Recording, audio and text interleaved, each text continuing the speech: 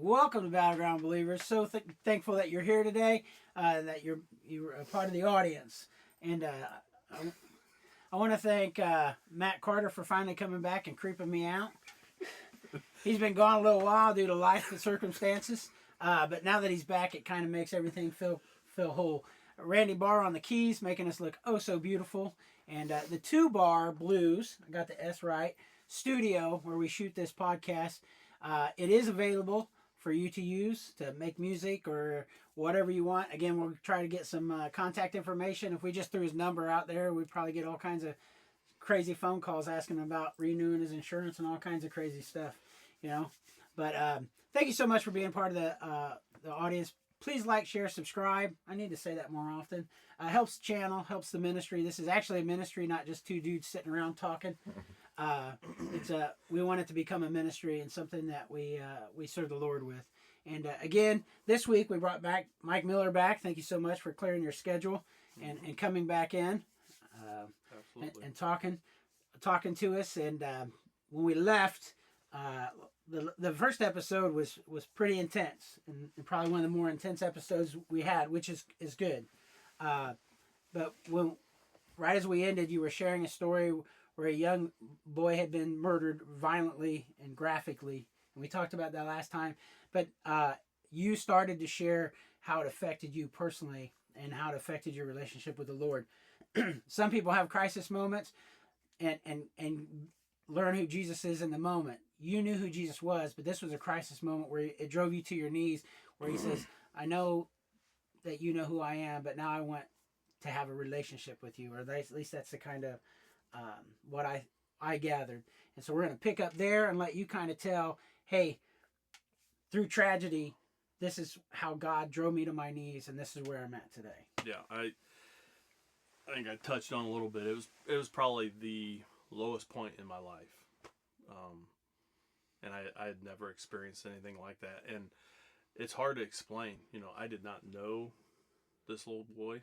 I did not know anybody that was involved in it. And it was just very, very hard for me to understand how this incident could affect me like this. And I'd said earlier how, you know, I told my wife that I felt like I needed to talk to our pastor. And I don't know how many times he came to our house. And I'll be honest, I don't even remember what all we talked about. But just having him there, I do remember him telling me the first time we met that he's not a therapist and he can't help me any way in that way. But just having him come and talk with me, and we prayed, he shared scripture, and like I said, I don't remember all of the details. It was just not a great time in my life, and this went on for about a year. But a year after all this, yeah, from the time of the incident, it was a good year probably that I was just at a very, very low point. And I mean, I was still working, I was still doing everything, but I had no desire to go out and do stuff. My wife would push me to do that, and it was probably the best thing for me. But I mean, I would be in public and I'd have a panic attack, and like I said, I'd never experienced anything like that at all in my life. And so, you know, I'm trying to figure out, like, what is my problem? And, you know, I contemplated quitting my job and contemplated suicide, I mean, over this whole ordeal. And I can't really explain it. It's like I told my pastor, I said, the biggest thing for me is it's like I'm dealing with some kind of guilt or something.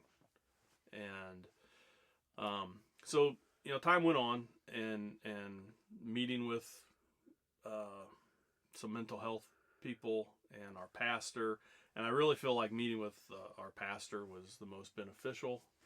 You know, the mental health people, they're great, but I got the same thing from them. Oh, this is a normal reaction to an abnormal situation, which I understand and I appreciate that. But that's not helping me. Like understand, yeah, this is a normal reaction to something that most people don't deal with. So I I did at that point. I started praying more, and I started when would go to, still we were just going to church on Sundays. There was just nothing else that we were doing really outside of church. But now you're actually speaking to God outside of. Yes, yeah, and I spent way more time praying, and my relationship with God definitely changed. Obviously I wasn't doing any of that. Now I was. I was almost, baby steps. But during that year I wasn't. I mean, it was very hard for me to really do anything. But as time went on and I started feeling better about things, I mean, it was almost like I was dealing with like the loss of a loved one or something, which I know is really, really weird, but I was pretty close to the whole incident, being involved in it the way I was. And some of it is still, it's just kind of a blur. Like it happened and I know it happened, but I don't have a lot of recollection of everything. That may be your body protecting you. Right. And I've gotten to the point where, I can talk about it. I mean, for the longest time, if I did talk about it, I couldn't get through talking about it without becoming very emotional. So, time went on, and my relationship with the Lord was getting stronger. I was doing more things outside of church. Not as much as I should have been still, but it was better than it was. So then we fast forward, a few more years, and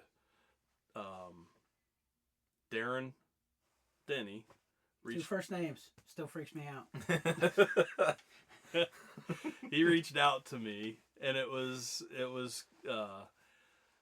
kind of crazy.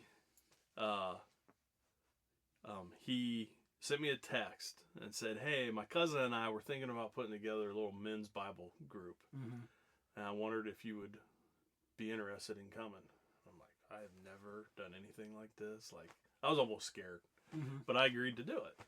And the timing of it was actually really good because, like, we were in COVID was going on, and things were just nuts. And so, let me back up just a little bit. Sorry. I had gotten through my whole ordeal with the murder, and I still, even though I was my relationship had improved with God, I was almost at another plateau. Like, I was here, now I'm here. It's just not changing. Yeah.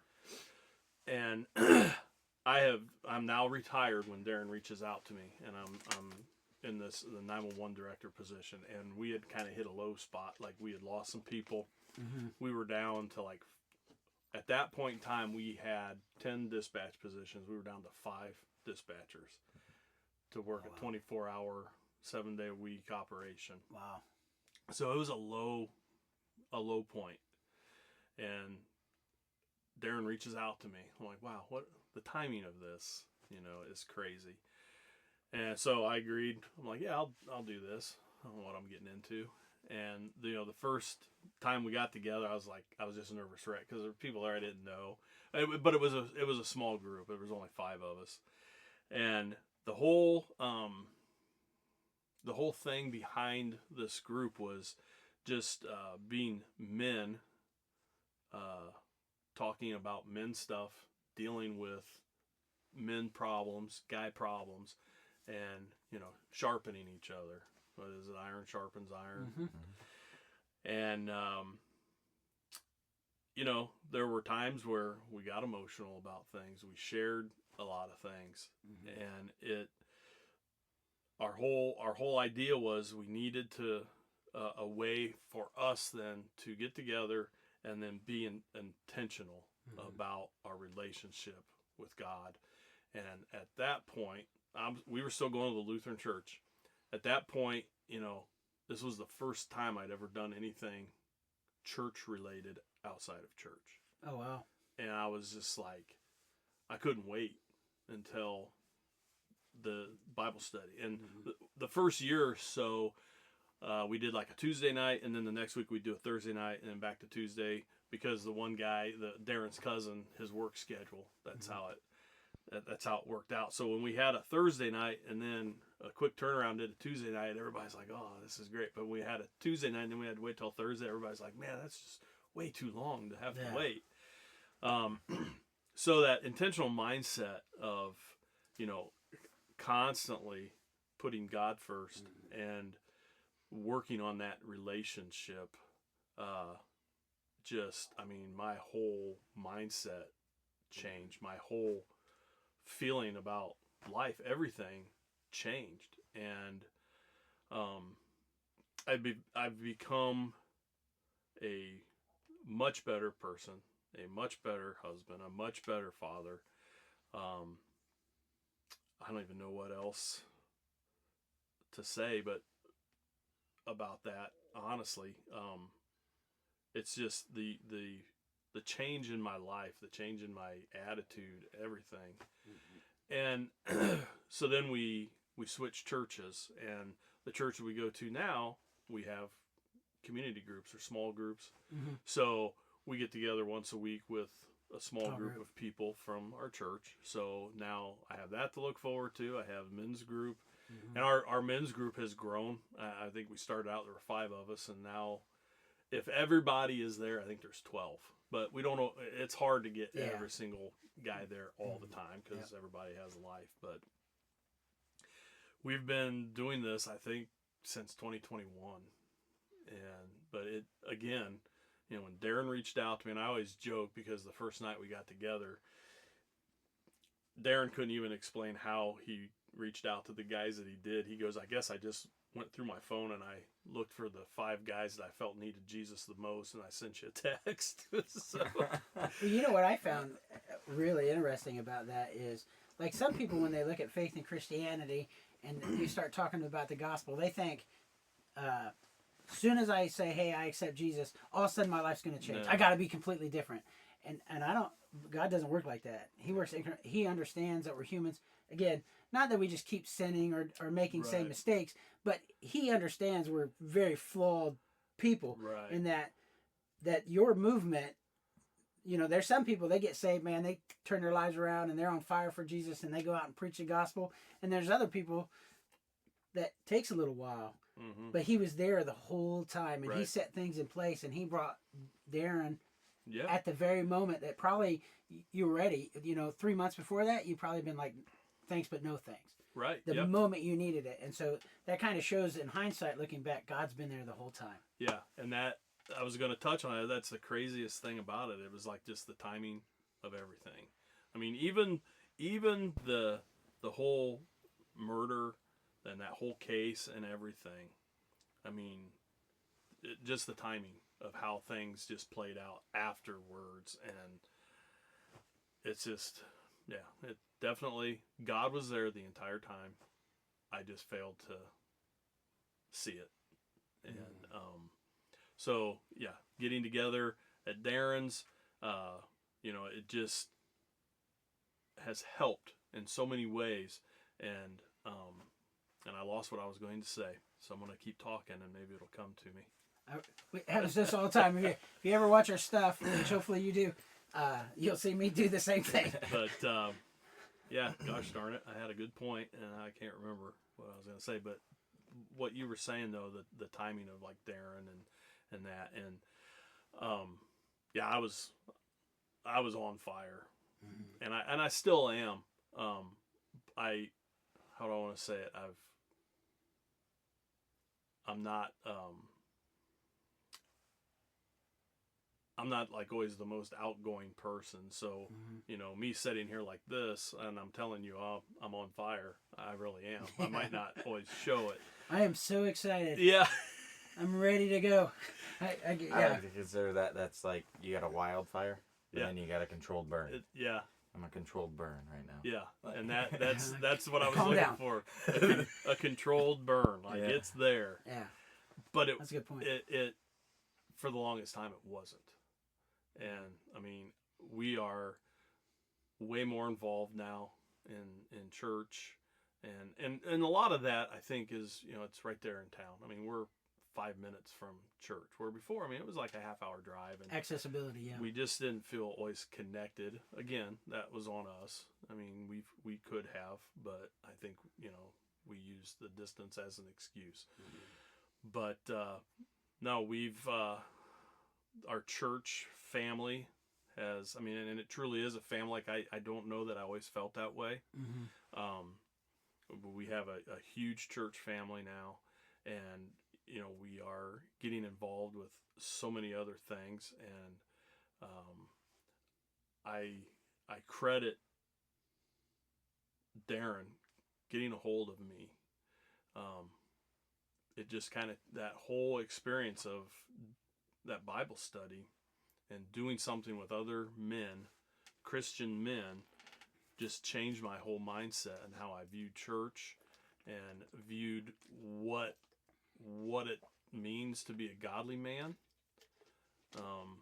and how that looks, and the fact that I need to live my life as much like Christ as possible. And that's hard. Like you said, like, people think, oh, you got to change everything. I mean, I don't really feel like I've changed a whole lot other than my mindset and the way I treat people. I mean, I don't know. I mean, I'm still the same person, but I'm different, if that makes sense. Yeah. Well, yeah. So some people, they're goal driven, right? My career, this, that, and other. Faith-based people, especially if people have a really good relationship with the Lord, their goal and their target is Jesus Christ. Now, that doesn't mean that they're not going to take care of their job and stuff, but their goal and what they're looking at is different than, say, a career-driven guy that's only focused on, hey, I want to get to be a CEO or something like that. And so faith changes our outlook on things and how we look at things and how we experience trauma and how we experience bad times, I think, is kind of... Yeah, and I've always, being a police officer, a dispatcher, the 911 director, I love serving people. And so through the church and different things, I've been able to serve in other ways.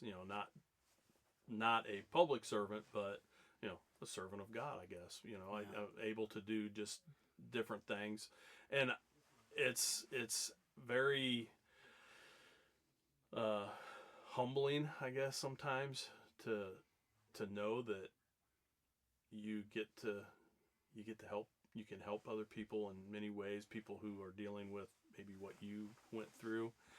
And that the God of the universe chooses you to do his word. Yeah.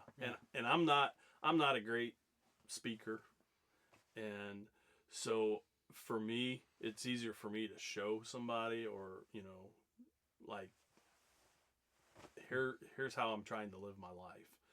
And I to sit down and try to preach to somebody, or that's just not me. But I can show you how to live your life, I guess. So, and even at work, a lot of the things that I do with the dispatchers that work for me, different things that we talk about at meetings are kind of faith-based, but I kind of disguise them a little bit. You feel like sometimes at work you got to be careful how you do things, but especially in today's society. Yeah, but the thing about it is, I know there's people that are, some of the dispatchers, they are Christians and they have a strong faith, and then there's others that not so much. Nobody's like, but they know where I stand. Yep. And there are times, if they bring something up, we'll have a conversation, and I enjoy that. And just to kind of share that, my insight as a Christian man with them, if that's what they want. but through all this and going to church in our community and that, my wife and I have started doing a few different things. And my wife started, she's a gardener, and she started the Giving Garden is what we call it. And so we have a pretty good sized garden in the backyard. I built her a greenhouse a couple years ago, and she, every year like this year, I think it's just under 2,000 plants that she'll be starting. And every year we do a plant giveaway. We give everything away. Oh, wow. And then people, as the season goes on, we take what we can eat, and then everything else goes out on a cart. And she grows flowers. My daughter and her put together flower arrangements and free produce. And it's kind of like you see a lot of churches or other organizations, they'll put like a little cupboard outside, like a food pantry. And it's kind of what we're doing in our little corner of the world. We have a little produce cart, and everything is free. And so that's something that we've kind of been called to do, a way to serve our community. That's pretty cool, because like a lot of people believe, like, I become a Christian, I got to start telling everybody about the Lord, and I'm going to have to stand in front of crowds and no, bloom where you're planted, right? Exactly. Obviously you have and that's what she always says. Yeah, you got this skill set that you can use. And every flower arrangement that they put together has a card on it that's got a Bible verse. So everybody's getting a Bible verse with every flower bouquet. That's pretty cool. Yeah, that Yeah. is really cool. So I would shoot myself in the face if I had to garden. You know what I mean? So she's out there laughing. Yeah. But God works through all people, right? We happen to come together and make a podcast. I talk way too much. He don't talk at all. Way too much. He haven't said a word. He doesn't. When I say words, they mean something.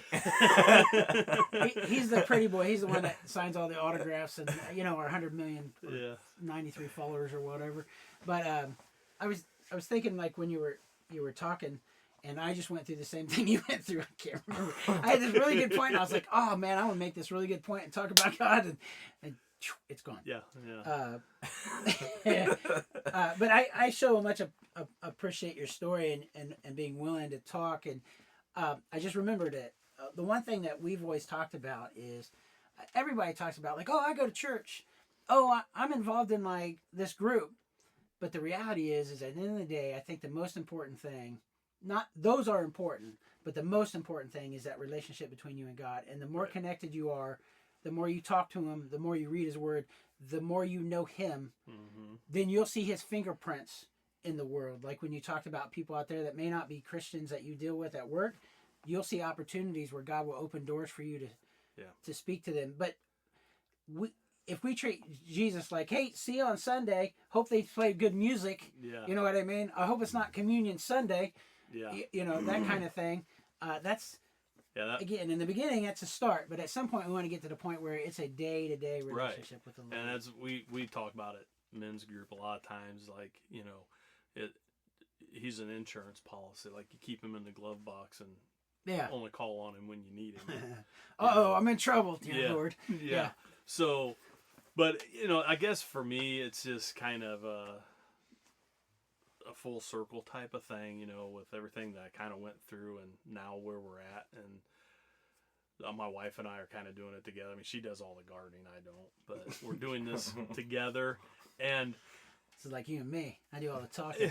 You just come in and grab some plants and set them out there. And if I'm outside when people come to the little cart, I'll go out and talk to them and if they have questions or whatever, I'll talk to them about my faith, Jesus, whatever they want to talk about. And the thing that is so cool about this is in our neighborhood it has become known, and we have people that they will come to our plant giveaway and plant their garden, and then they bring stuff to our cart and put it on the cart for people then also.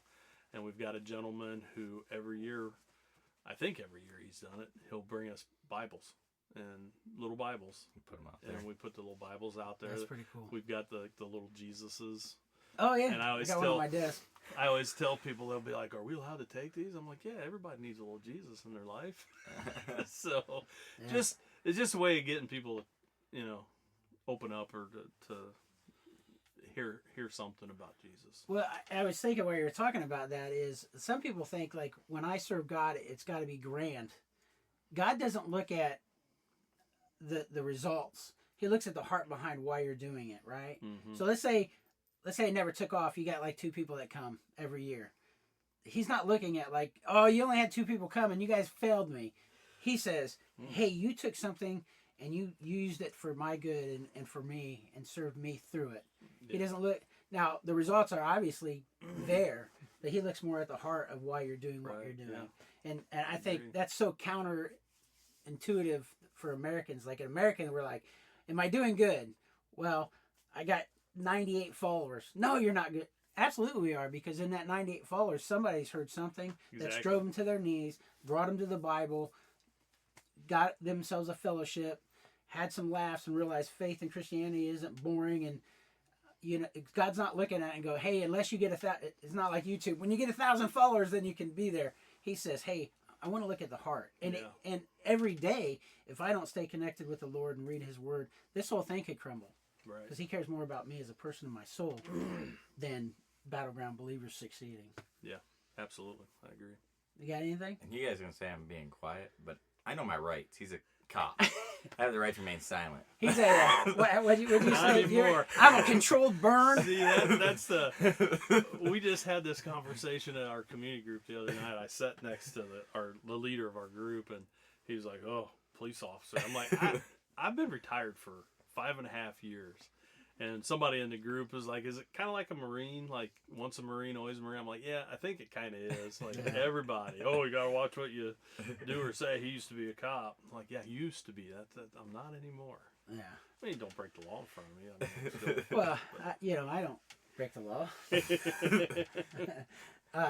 But again, thank you so much for coming out. We talked a lot about Darren today, and really good brother, and he's impacted a lot of lives. Yeah, he has. He sometimes we actually had a conversation not too long ago. And he was feeling kind of down, but he's making a difference. He is, yeah. And he has kind of expressed that with me too. That it brings him down a little bit, but I don't understand why. We need to bring him back in here because he's doing good things. He is, and he is. Again, God doesn't look at the results. He looks at the heart behind what you're doing. Mm-hmm. You know what I mean? So while he feels like he's not doing anything, I guarantee you when he gets to heaven, there's going to be people like, Darren Denny, the man with 2 first names. Yeah. You know what I mean? There's going to be people that know him that he's going to be like, wow. Right. I watched your episode, or I watched Mike Miller's episode, and he talked about you, or actually people that he directly impacts daily through your conversation. And I hope to be a man like that, where it's not just this podcast, but my daily interaction with people that the Lord comes out, and not Brad, because when Brad comes out, it's not very good. But we're getting ready to wind it down right now, and again, thank you so much, and your beautiful wife sat out there and listened to this whole thing and monitored and make sure you didn't say anything wrong. Not really, she didn't really do that, but she sat out there with a smile on her face the whole time, like, that's my man. And thank you so much for being here this morning. I don't know if I got her voice right or not, but thank you as an audience. We really appreciate you being here, and I'm just screwing this ending up. We're gonna fix this in post. Just kidding. This will all be in there. Thank you so much for being a part of this audience. And remember, battleground believers, all that call on the name of the Lord shall be saved. Battleground believers out. Oh, look at the doggy. Look at the doggy. He's distracting me. He's sitting out there petting his dog. Man, at one point, no, he got up and left. I was like, are we boring?